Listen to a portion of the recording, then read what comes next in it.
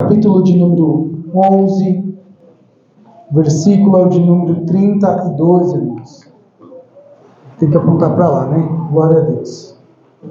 Daniel, capítulo 11, versículo 32, diz assim o texto sagrado: aos violadores da aliança, ele com lisonjas perverterá, mas o povo que conhece ao seu Deus se tornará forte e ativo. No 3, irmãos, vamos repetir somente o que está em negrito, por gentileza. 1, 2, 3. Mas o povo que conhece ao seu Deus se tornará forte e ativo. Glória a Deus, irmãos. Eu gostaria de meditar nessa noite com os irmãos, baseado no tema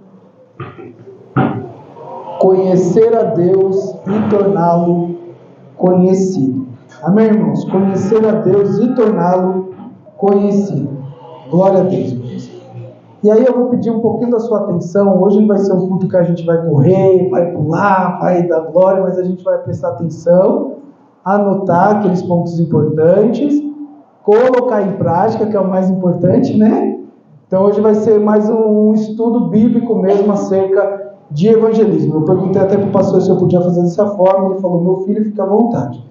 Então eu vou te pedir um pouco da sua atenção. A gente vai falar do contexto do livro de Daniel e depois a gente vai extrair algumas lições para a nossa juventude acerca de evangelismo.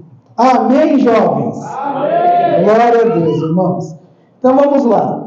Deus, irmãos, em Gênesis capítulo de número 12, ele chama um homem por nome Abraão. E através desse homem Deus forma uma família. E através dessa família Deus forma uma nação. A Bíblia nos diz que essa nação passa 400 anos no cativeiro do Egito. A Bíblia diz que o povo clama a Deus. Deus ouve o clamor do povo e levanta um homem por nome Moisés para libertar este povo. Este homem é responsável por fazer este povo caminhar durante 40 anos no deserto.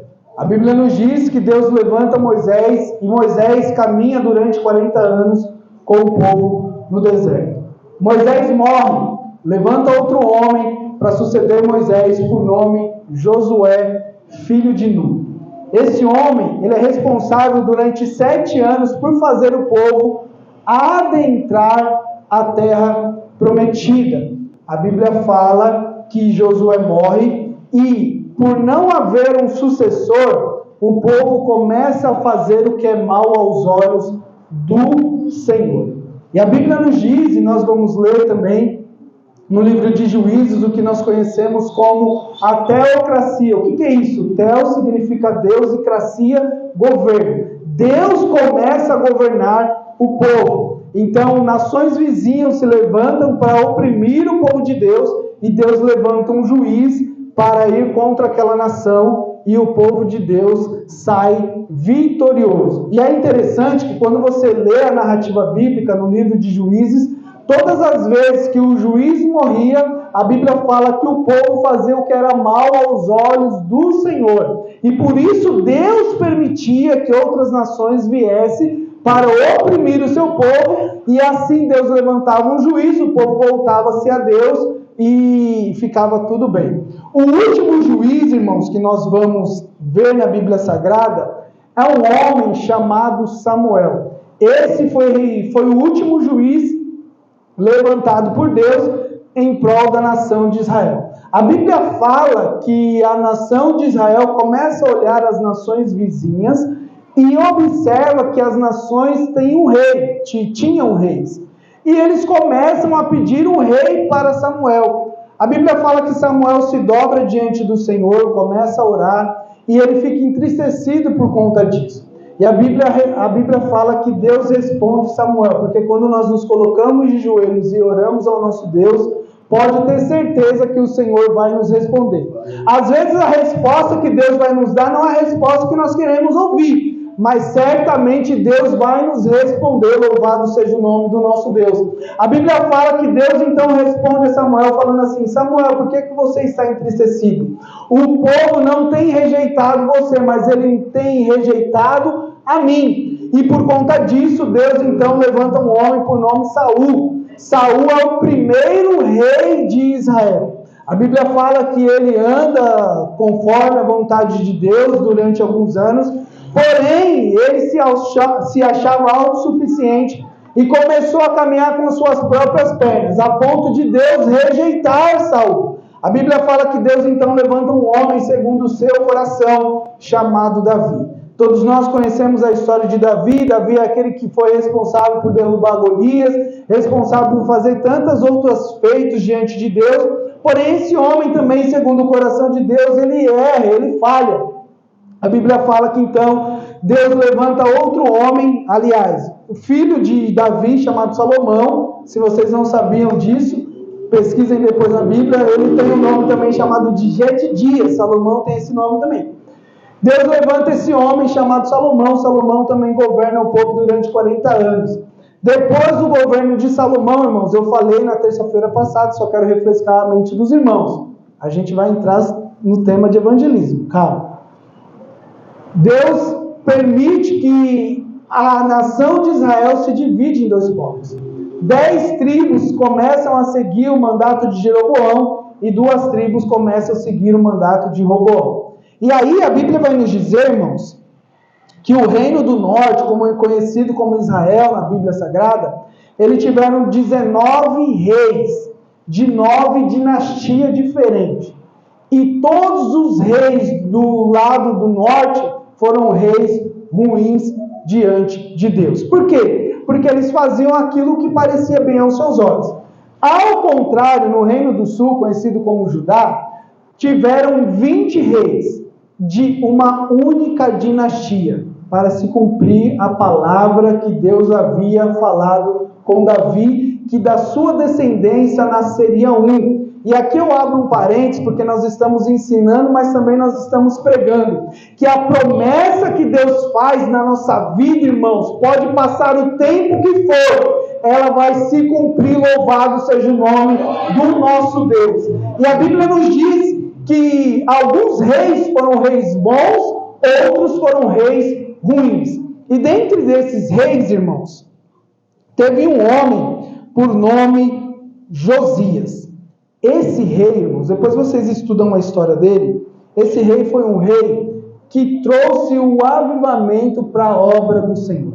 Por quê? Porque no período que o rei Josias ele assume o trono, seu pai que foi um rei ruim, e aqui já quebra um mito que filho de peixinho, peixinho Josias teve um pai ruim, ele foi um filho bom. Ele foi um filho bom, mas teve filhos ruins.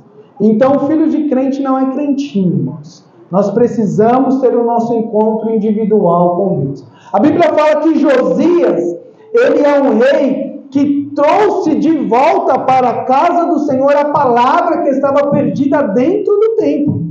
As palavras sagradas, as escrituras sagradas estavam perdidas dentro do templo a ponto das pessoas fazerem o que quisessem. A ponto de ter ídolos dentro do templo, a ponto de colocarem no lugar santo dos santos, aonde habitava a presença de Deus, ídolos também. E aí a Bíblia nos fala que Josias ele faz uma reforma, ele faz uma restauração no templo, tirando tudo que não pertencia a Deus e trazendo um avivamento. A Bíblia fala que eles fizeram a Páscoa, uma festa que nunca tiveram tido antes. Por quê? Porque ele entendeu que aquilo que estava escrito na palavra de Deus era para se cumprir. E essa última volta do povo para Deus foi exatamente com Josias que ele trouxe um avivamento para a casa do Senhor. Porém, irmãos, Josias, ele se levantou contra um homem chamado Faraó Neco, em uma batalha que não tinha nada a ver com a nação de Israel.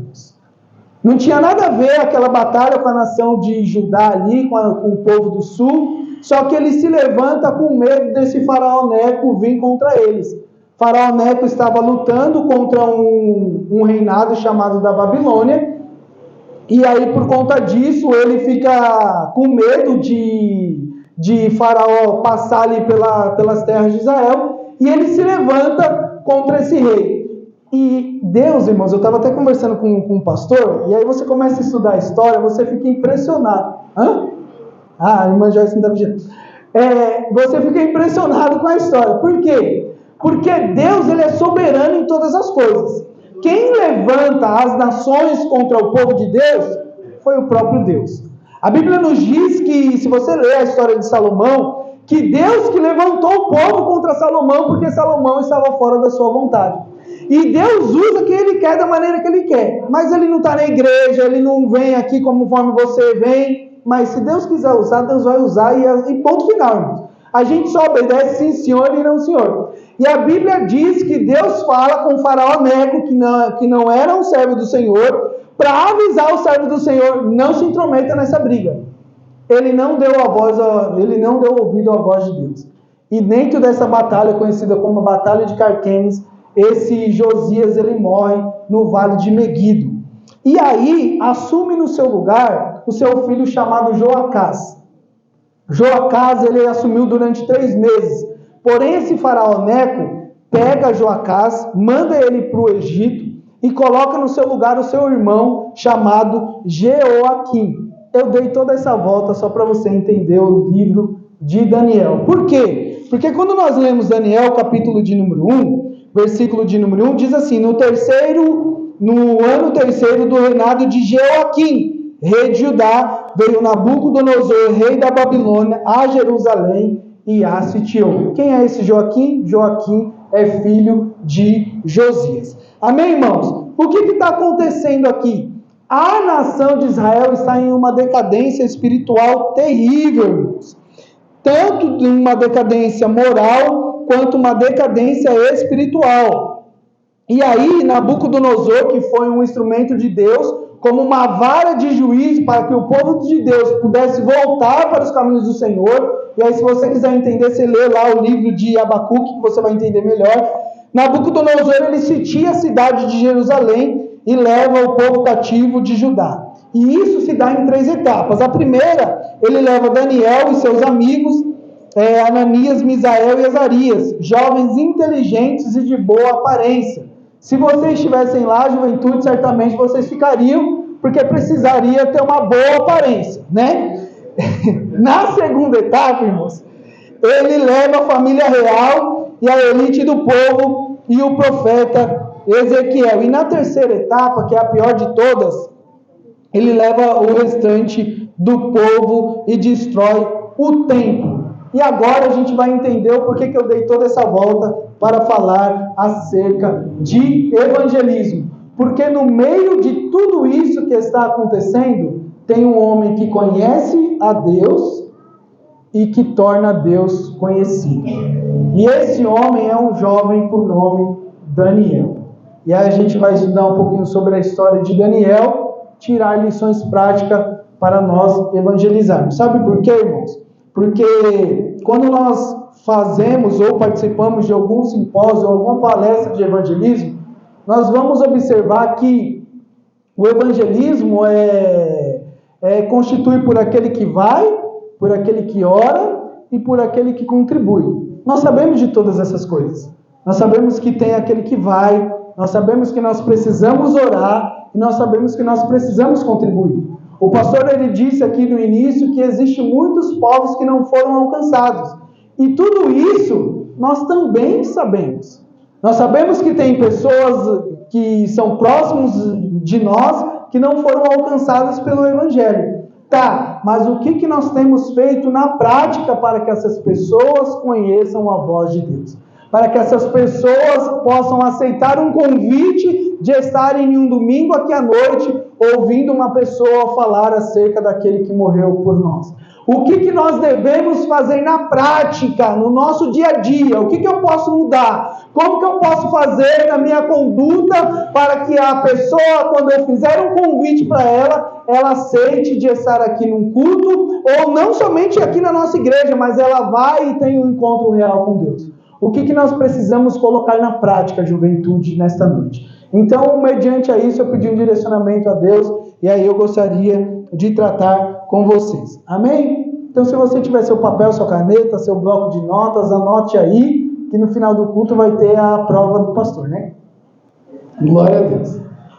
Então, irmãos, hoje a gente vai falar os 3 pilares do evangelismo. E ali não apareceu porque o negócio está querendo derrubar. Mas é os três pilares do evangelismo. O primeiro pilar, irmãos, conhecer a Deus. Nós precisamos conhecer a Deus. Quem é o Deus que nós servimos? O segundo pilar é amar a Deus, irmãos. Porque quando eu conheço, eu amo.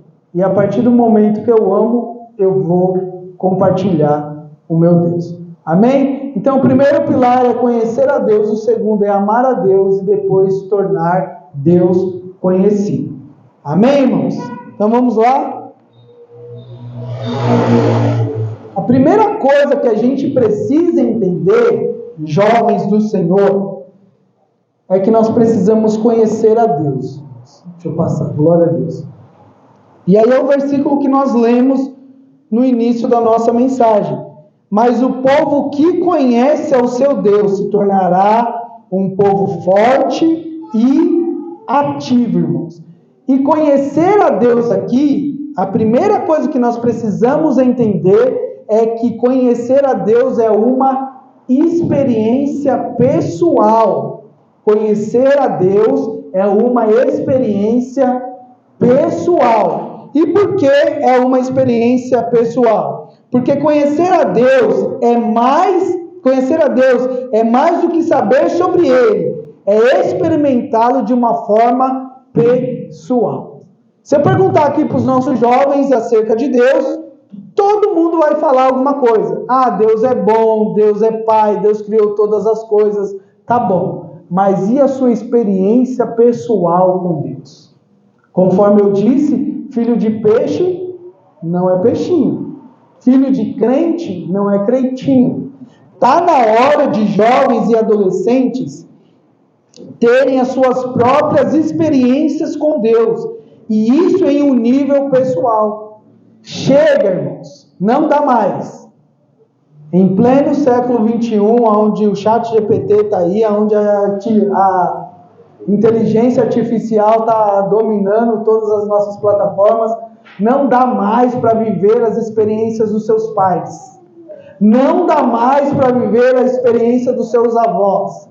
Não dá mais para viver a experiência do seu coordenador, as experiências do seu pastor. É momento de você viver as suas experiências com Deus. É momento de você tomar uma posição diante de Deus e conhecer a Deus em um nível pessoal. Deus, Ele tem um compromisso com você. Ele tem um compromisso com o seu pai? Tem. Ele tem um compromisso com a sua mãe? Tem. Ele tem um compromisso com seus familiares? Tem. Mas a salvação é um departamento individual seu com Deus. Naquele dia, quando o Senhor Jesus voltar para nos buscar, diante dele nós seremos indesculpáveis. Você não vai poder falar assim, não, eu estou aqui porque eu estou na fé da minha mãe. Não. Deus quer que você e eu tenhamos uma experiência pessoal com Ele. E conhecer a Deus passa por isso,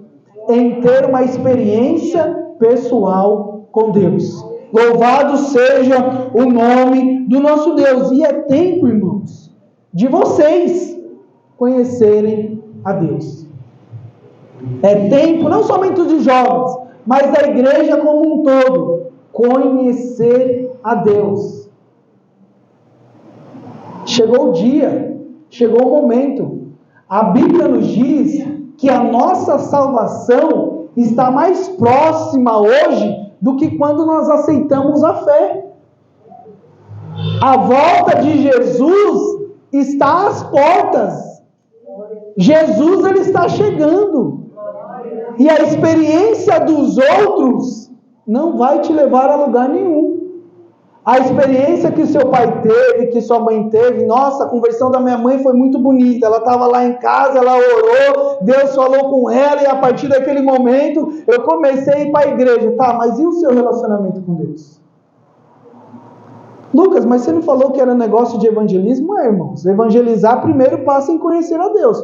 Como que você vai falar de alguém que você não conhece? Como que você vai entregar um folheto para alguém de uma pessoa que você não conhece? Para chegar no nível de eu falar com alguém, eu preciso conhecer aquele que me chamou. Então, a primeira coisa que nós precisamos saber é que conhecer a Deus é em um nível pessoal. A salvação é individual. É você e Deus. Ah, minha mãe não está indo para a igreja. O problema é dela. Eu estou indo porque foi ele que me chamou. Ah, meu pai não vem para a igreja. O problema é dele. Eu estou indo porque Deus me chamou. Ah, o departamento de evangelismo não evangeliza. A igreja não evangeliza. O problema é deles. Quem me chamou não foi Deus, então eu vou evangelizar. Mas para isso eu preciso conhecer a Deus. E isso é no nível pessoal. E como eu sei, já que nós estamos falando da vida de Daniel, que Daniel conheceu a Deus no nível pessoal, primeiro, é que ele propôs no seu coração em não se contaminar com os manjares do rei. E aí eu te faço uma pergunta. Diante dos manjares que o mundo está te oferecendo, como está o seu coração? Daniel, um jovem, decidiu não se contaminar. Por quê? Porque ele conhecia Deus em um nível pessoal. E sabe como eu sei disso? Porque ele estava sozinho na Babilônia. Seus pais não estavam com ele. Sua família não estava com ele. Mas ele propôs no seu coração em não se contaminar com os manjares do rei. Daniel foi um jovem que teve experiência pessoal com Deus.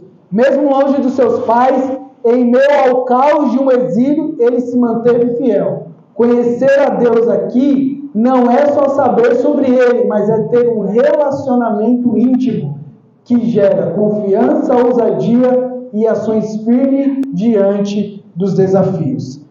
Como eu sei que Daniel conheceu a Deus em um nível pessoal? Porque ele orava, ele recebia a revelação de Deus e glorificava a Deus. Daniel capítulo 2, versículo 19 ao 23, mantenha sua Bíblia aberta. Daniel capítulo 2, versículo 19 ao 23 diz assim: Então foi revelado o mistério a Daniel, numa visão de noite. Daniel bendisse o Deus do céu. Disse Daniel: Seja bendito o nome de Deus, de eternidade a eternidade, porque dele é a sabedoria e o poder. É ele quem muda o tempo e as estações, remove reis e estabelece reis. Ele dá sabedoria aos sábios e entendimento aos inteligentes. Ele revela o profundo e o escondido. Conhece quem está em trevas, e com ele mora a luz.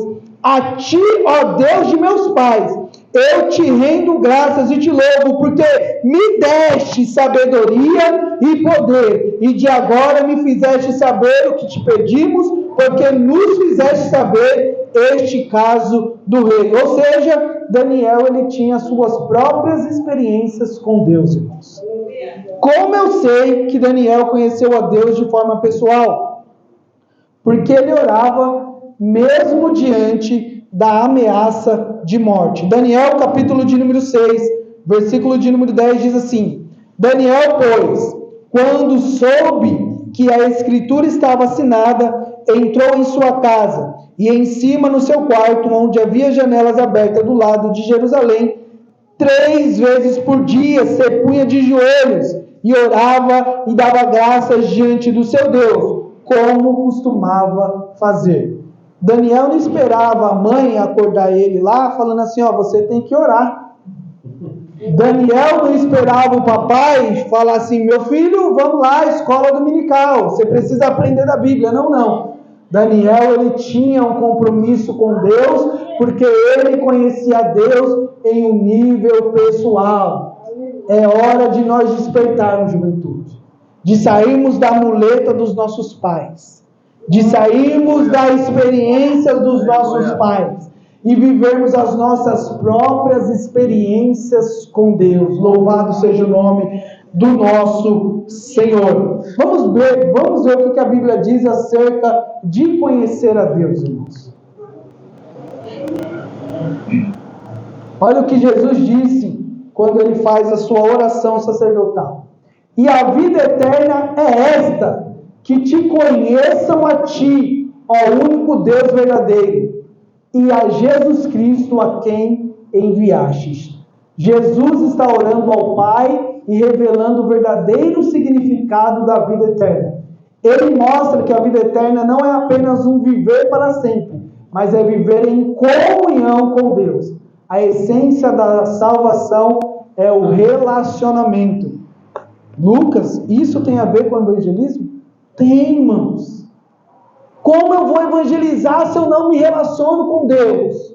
Como eu vou falar do Senhor? Como eu vou querer ir para outras nações, para outros povos, se eu não me relaciono com Deus? Se eu não me relaciono com Deus, eu não sei nem a vontade de Deus. Se eu não me relaciono com Deus, eu não sei o que Deus gosta, o que Deus não gosta.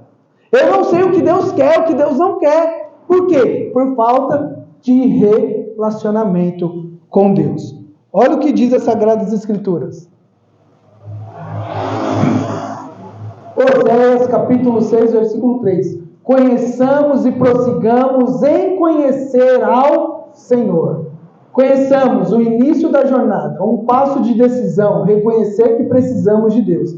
E prossigamos em conhecer. Não é algo que termina no batismo ou em um culto. Ah, me batizei, fui cheio do Espírito Santo no culto dos jovens, pronto, parei. Como a gente termina o ensino médio, né? Fala, terminei de estudar, né? Você não terminou, não. Você está começando ainda, você está engatinhando. É a mesma coisa nosso relacionamento com Deus, irmãos. O batismo é só uma confissão pública daquilo que já aconteceu aqui, mas não para no batismo. A gente precisa mergulhar, a gente precisa sair do leitinho materno, só do ouvir lá o Jonas, a baleia engoliu o Jonas, Pedro, Tiago, João no barquinho. Isso daí a gente perguntar para o José, ele já sabe, irmãos. A gente precisa de mais. Deus, ele quer mais de mim, ele quer mais de você. E isso exige um relacionamento com Deus, irmãos. Então nós devemos conhecer mais o nosso Deus. Antes de sairmos nas ruas, nas escolas, precisamos conhecer a Deus, ter uma experiência pessoal. Antes de conhecermos a Deus teologicamente, se é que isso é possível, né, irmãos? Porque a Bíblia diz que Deus é insondável. Então, na teologia, a gente só estuda aquilo que está revelado de Deus. E aquilo que Deus revelou é aquilo que Ele queria no que nós soubéssemos. Então, isso a gente precisa conhecer, irmãos. Mas Deus, Ele não está nos chamando para um relacionamento, para conhecermos Ele somente teologicamente. Precisamos conhecer a Deus relacionalmente, irmãos. Se existe essa palavra, nós precisamos nos relacionar com Deus. Estreitar o nosso relacionamento com Deus. Juventude, nós precisamos estar alinhados com Deus. Louvado seja o nome do nosso Deus. Quem conhece a Deus tem a convicção pessoal, vive por fé e está pronto para influenciar com autoridade. A partir do momento que você tem as suas convicções firmadas em Cristo, conhecendo a Deus, não teoricamente, mas de uma maneira relacional, aí você consegue anunciar Cristo com autoridade. Aí você consegue convidar uma pessoa e ela vai olhar para você e falar, ele é diferente. Ela é diferente. Por mais que nós estejamos na Babilônia, conforme Daniel estava, e o nome dele foi mudado, de seus amigos também, ainda que nós estejamos na Babilônia, os costumes sejam da Babilônia, a roupa da Babilônia, as pessoas nos olham e nos enrotulam, no caso, olha lá pode falar aqui, né? O negrão, olha lá não pode? No meu caso, quando eu era da escola, eles falavam lá o negrão e tal, mas eles olhavam e viam, ali é uma pessoa diferente. Por quê? Porque a partir do meu relacionamento com Deus, eles sabiam que eu conhecia o Senhor. Louvado seja o nome do nosso Deus. Então, irmãos, antes de sair evangelizando, antes de eu te encorajar a sair por essas portas, para entregar um panfleto, para falar do Senhor Jesus, para pegar o microfone e falar das boas novas, primeiro passo, conheça Deus. E isso, irmãos, é no seu quarto, com a porta fechada. Para um pouquinho de maratonar a série. Vai ler os evangelhos. Lê o livro dos Atos dos Apóstolos. Lê uma carta. Não só lê, não. Faça um compromisso com você. Estude ela. A gente conhece todas as séries, todos os autores, todos os Vingadores, todos os personagens, Homem-Aranha, Superman, mas e o seu Salvador? E aquele que morreu no seu lugar? É esse que a gente precisa, é esse que nós precisamos conhecer, irmãos. Chega de ficar só na teoria, de abrir a Bíblia só no dia que o pastor pede para abrir. E eu não estou falando para você sair daqui hoje e se matricular num curso teológico, não é isso, irmão. Você tem sua Bíblia em casa. Pega lá, fala, Senhor, eu vou fazer um compromisso com você, com o Senhor. Vou ler um capítulo por dia.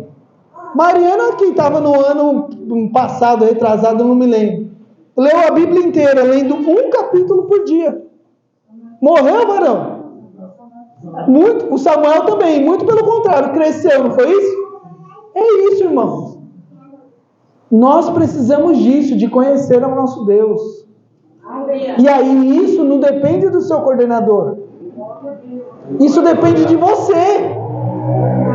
O compromisso que Deus tem com você é particular, irmãos. É você e Deus. Amém? Então, o primeiro ponto que a gente precisa entender é que nós precisamos conhecer a Deus. Segundo, irmãos, ponto é amar a Deus. Por que amar a Deus? Porque a partir do momento que eu conheço, aí eu amo. Não tem como eu amar quem eu não conheço. Morreu um fulano lá na Zona Leste. O seu sentimento não... Por quê? Porque você não conhecia, então você não amava, irmãos. Agora, quando você conhece, aí você tem a notícia que essa pessoa morreu, irmãos, é complicado. Por quê? Porque você conhecia. E o fato de você conhecer, você passa a amá-lo. Então, nós precisamos amar ao nosso Deus. Mas eu só vou amar se eu conhecer. Não tem como eu amar que eu não conheço. Não faz sentido isso. O evangelismo não começa com um folheto, nem com um microfone. Começa com um estilo de vida que honra a Deus. E isso só é possível se eu verdadeiramente amar a Deus. E quando eu sei, Lucas, que eu estou amando a Deus? Quando você respeita os seus pais, mesmo eles não tendo razão. A Bíblia diz assim que nós devemos honrar os nossos pais. Ela não fala que o pai tem que ser bom, que tem que ser... Não, é honrar os seus pais. Como eu sei que eu estou amando a Deus? Quando você honra e obedece os seus pais, mesmo ainda eles não tendo razão. Quando eu sei que eu estou amando a Deus? Quando você recusa um convite para fazer algo que desagrada a Deus, irmãos. Aí você sabe que você está amando a Deus. Quando você trata os seus amigos, os seus colegas com amor, mesmo quando eles te ignoram.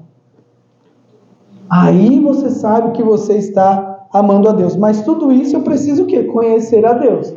Porque quando eu conheço a Deus, o mundo fala assim, se ele te caçoou ele também. Se ele brigou com você, brigue com ele também. Aí quando você vai para as Sagradas Escrituras, aí você vê Jesus falando assim, se o seu inimigo te ferir uma face, vira outra. Se ele pedir para você caminhar uma milha, anda 2 com ele. Se você vê ele necessitado, dá para ele comida, dá para ele veste. Por quê? Porque o reino de Deus é totalmente ao contrário do que o mundo prega. Mas eu só vou saber de tudo isso a partir do momento que eu conhecer a Deus, irmãos. Quando eu sei que eu amo a Deus, quando eu fujo do pecado, quando ninguém está me vendo, aí eu sei que eu estou amando a Deus. Aí eu sei que eu estou amando a Deus. E como eu vejo isso na vida de Daniel? Primeiro que Daniel decidiu não se contaminar, mesmo jovem, longe dos pais, numa cultura pagã, pressionado a se moldar à Babilônia, Daniel decidiu honrar a Deus com o seu corpo e com o seu estilo de vida. Daniel amava a Deus mais do que os prazeres, status ou aceitação. E isso foi o primeiro evangelismo que ele fez.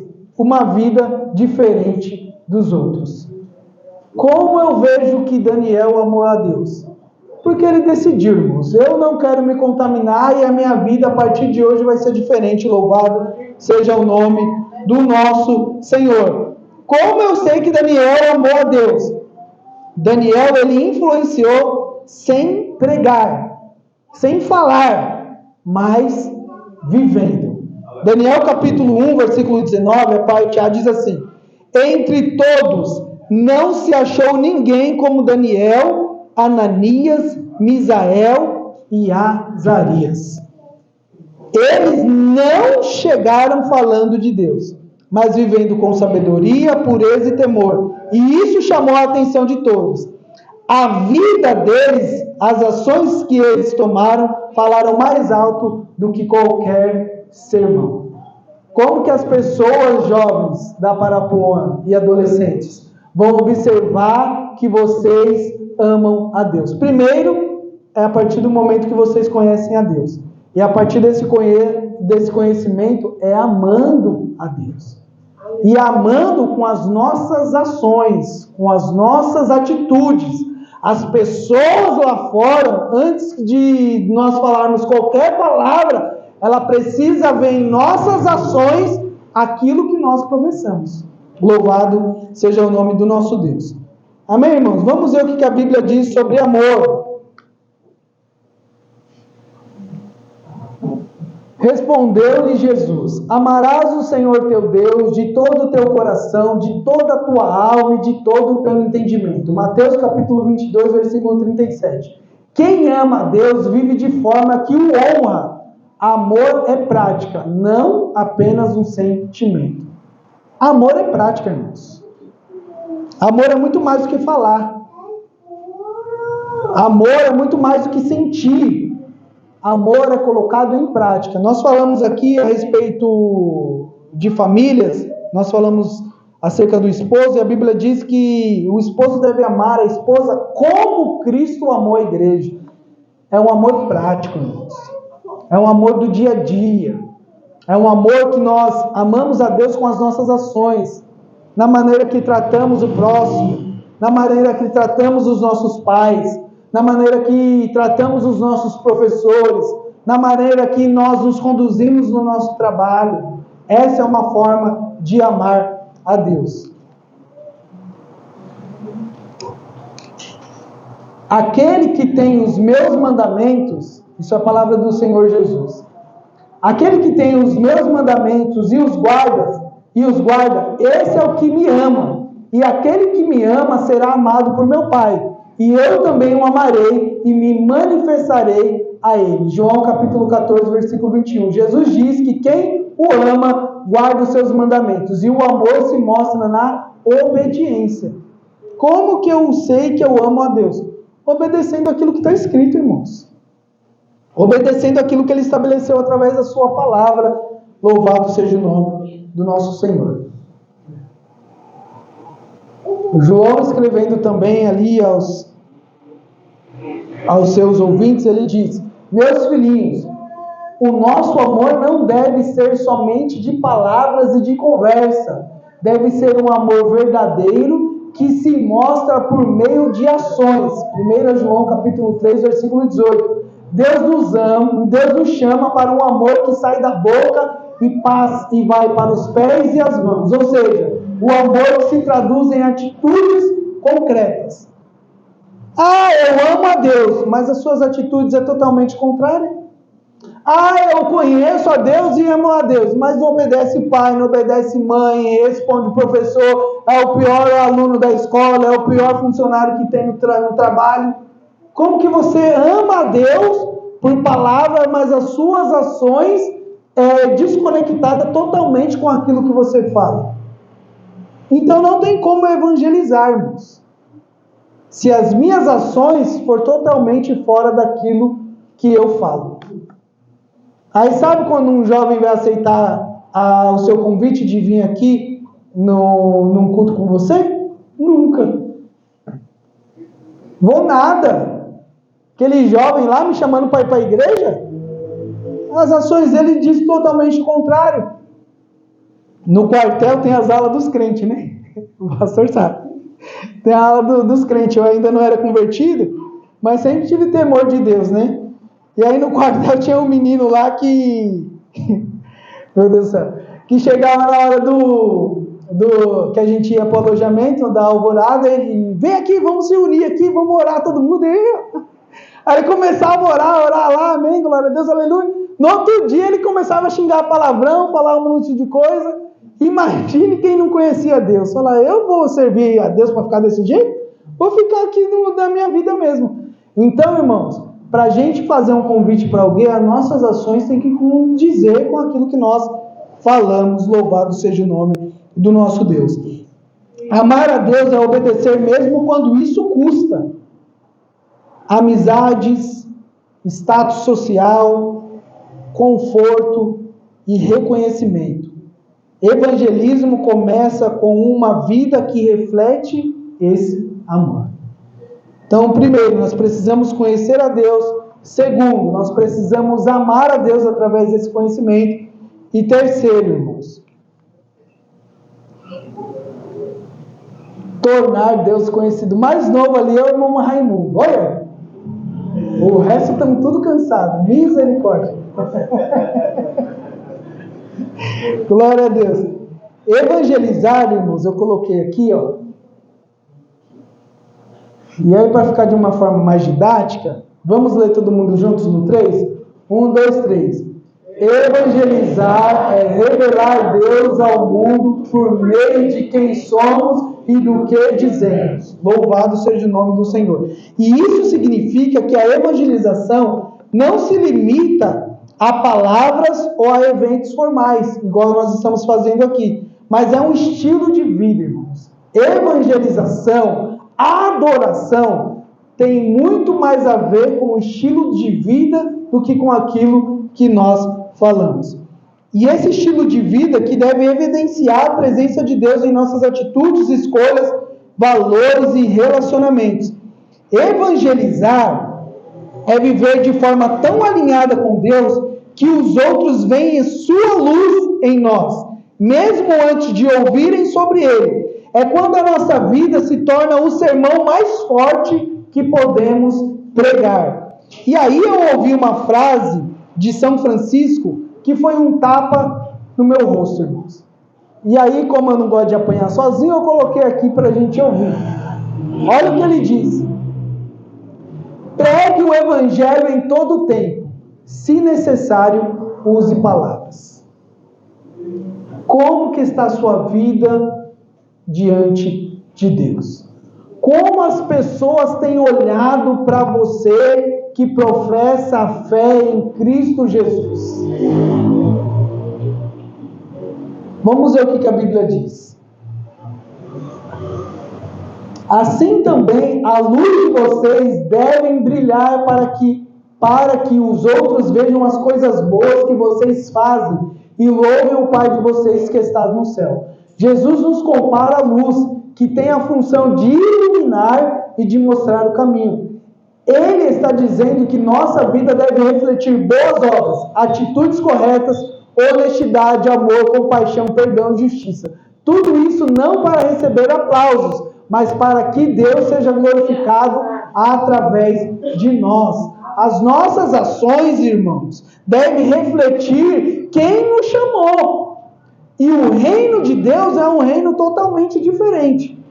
No reino de Deus nós falamos diferente, nós nos comportamos diferente, a nossa maneira de negociar as nossas coisas é diferente. No reino de Deus é totalmente diferente, irmãos. Louvado seja o nome do nosso Deus. Seja a luz onde você estiver. Reflita a glória de Cristo.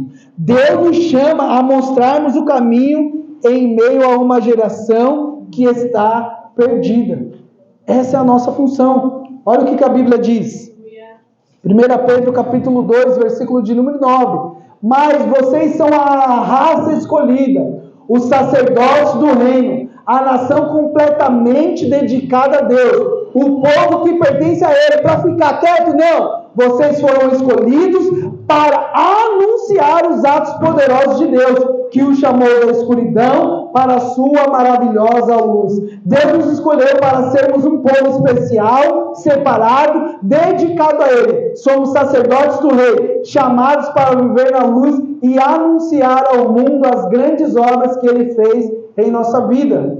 Lucas, eu não sei pregar, eu não sei falar. Fala o que Deus fez na sua vida. É uma pregação. É as boas novas. Eu era assim, assim, assado. A partir do momento que eu encontrei a Cristo, agora eu sou assim, assim, assado. Está pregando o Evangelho. Não precisa teologia, não precisa de se aprofundar na exegese, na engegese, na homilética, não precisa nada disso, irmãos. Só precisa viver com Deus, caminhar com Deus. Louvado seja o nome do Senhor. Jovens, nós fomos escolhidos com um propósito. Sabe qual que é esse propósito? Testemunhar. Falar de Jesus. Contar ao mundo o que Deus tem feito em nossas vidas. Falar da graça dele. Falar da salvação, irmãos. Falar que ele cura, que ele ainda continua transformando. Falar que ele ainda continua perdoando. Louvado seja o nome do nosso Deus. Fomos chamados da escuridão para a maravilhosa luz. Antes vivíamos no pecado, perdidos, cegos espiritualmente. Mas Deus nos chamou para viver na luz da verdade, da graça e do amor. Hoje somos a luz no mundo, porque fomos iluminados por Ele. E como eu sei que Daniel tornou Deus conhecido através do... Vou reformular. E como eu sei que Daniel tornou Deus conhecido? Através dos testemunhos de Nabucodonosor e de Dário, que eram os reis da época. Daniel capítulo 2, versículo 47 diz assim: Nabucodonosor: disse o rei a Daniel: certamente o seu Deus é o Deus dos deuses, o Senhor dos reis, e aquele que revela mistérios, pois você conseguiu revelar este mistério. Nabucodonosor ainda disse assim, Daniel capítulo 3, versículo 28. Disse Nabucodonosor: louvado seja o Deus de Sadraque, Mesaque e Abidnego. Não há outro Deus que possa salvar como este. Como eu sei que Daniel tornou Deus conhecido? Porque Dário falou assim: faça um decreto de que em todo o domínio do meu reino os homens tremam e temam diante do Deus de Daniel, pois é Ele o Deus vivo e permanece para sempre. O seu reino não será destruído, o seu domínio jamais acabará. Louvado seja o nome do nosso Deus. Tornamos Deus conhecido quando vivemos com integridade e falamos com ousadia. Louvado seja o nome do nosso Deus. E olha o que a Bíblia diz, irmãos. Ide por todo o mundo e pregai o Evangelho. Jesus não deixou esse versículo como uma sugestão ou uma opção. Ele deixou como uma ordem clara. Ide. Não é se eu quero. Não é se o departamento de evangelismo falar no domingo, próximo domingo, depois da escola dominical, a gente vai fazer o evangelismo. Não, irmãos, isso é uma obrigação pessoal. Pessoal. Esse é o seu compromisso com Deus. Às vezes a gente se pergunta, né? Qual que é o propósito de vida? Está aí o seu propósito de vida. Agora você não está mais perdido. Sabe qual que é o seu propósito? Anunciar o Evangelho. Pregar o Evangelho a toda criatura. Falar do amor de Jesus a toda criatura. Louvado seja o nome do nosso Deus. E isso significa que o ide do Senhor não é um convite para ficarmos parados. Não é um convite para ficarmos acomodados. Devemos levar a mensagem. E essa mensagem deve ser com urgência, irmãos. E por que essa mensagem é urgente? Porque o mundo está em trevas. E só o Evangelho pode iluminar. Porque jovens estão morrendo, descendo a sepultura sem conhecer o Jesus. E o nosso tempo, irmãos, é um tempo curto. Por que essa mensagem é uma mensagem urgente? Porque nós fomos salvos para anunciar o Evangelho de Cristo. E aí você pode me perguntar, tá bom, Lucas, mas quem que é chamado? Não é só os pastores. Não é só os missionários. Não é só líderes de departamento. Mas a todos. E nessa noite, todos os jovens que foram salvos por Jesus, que conhecem a Jesus. E aí eu já estou terminando, finalizando, irmãos. Eu gostaria que você se lembrasse de algo muito importante aqui nessa noite. Você pode ser a única Bíblia que alguém vai ler. Então viva e anuncie Jesus com urgência. Qual que é a leitura bíblica que o mundo está fazendo de mim e de você? Nas nossas ações, como é que eles estão lendo a Bíblia Sagrada? Porque tem pessoas que não vão adentrar em nenhuma igreja, não vão ouvir nenhum sermão, mas através das suas ações vai se render a Deus. E naquele dia, quando você receber uma pedra na sua coroa, você vai falar, ué, mas eu não lembro disso. Aí Deus vai te trazer a memória, Jesus vai te trazer a memória. Sabe aquele dia quando você recusou aquele cigarro que estavam oferecendo para você na hora do intervalo na sua escola? Tinha um jovem que estava observando a sua ação. E naquele dia ele se rendeu aos meus pés. Como que tem sido a sua vida diante dessa sociedade? E aqui fica um alerta não somente para os jovens, mas para a igreja do Senhor. Qual que é a Bíblia que o mundo tem lido? Como que tem sido o seu comportamento? E aí eu deixo 2 lições práticas aqui para nós pensarmos nessa noite. Primeira, tenha uma vida de comunhão real com Deus, irmãos. Conforme eu disse, jovens, antes de falar de Deus para o mundo, viva com Ele no secreto. Antes de sair daqui entusiasmado, porque quando a gente ouve uma mensagem dessa, a gente sai daqui, nossa, eu quero pregar, quero falar de Jesus, quero anunciar, não vejo a hora de chegar segunda-feira, de agosto, logo quando eu voltar de férias, que eu quero falar de Jesus. Mas antes de tornar Deus conhecido, se relacione com Ele na sua intimidade. Tenha uma vida de oração como Daniel teve. Tenha uma vida de renúncia, de não se contaminar. Busque as suas experiências pessoais com Deus. E não apenas um conhecimento religioso. Eu vou para a igreja porque eu vou para a igreja. Se perguntar para muitos aqui, o que você vem fazer da igreja? Eu vou porque não tem coisa melhor para fazer no domingo à tarde, aí eu vou lá para a igreja, senão também o pastor fica me ligando. Esse não é o propósito de você vir na igreja, irmãos. Quem tem comunhão com Deus se torna um povo forte e ativo no mundo. Então tenha uma vida de comunhão real com Deus. Segundo, torne Deus conhecido com atitudes e não só com palavras. Evangelismo eficaz começa com um testemunho de vida. Daniel influenciou reis sem precisar pregar com microfone. Sua fidelidade, caráter e coragem revelaram o Deus que ele servia. Nossos colegas, amigos e até desconhecidos precisam ver Deus em nossas escolhas.